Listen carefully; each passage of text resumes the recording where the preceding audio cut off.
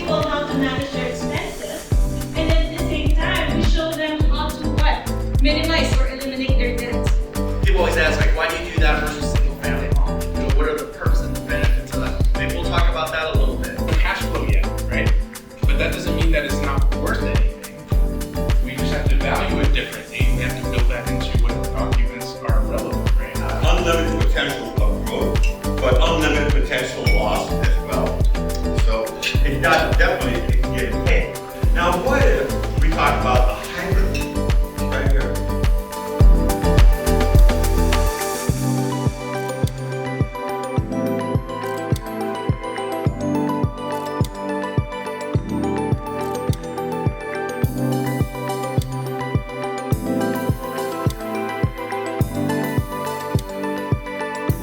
Hi, welcome to Inside Out. I have natural bath and body products. These are my shower steamers that are designed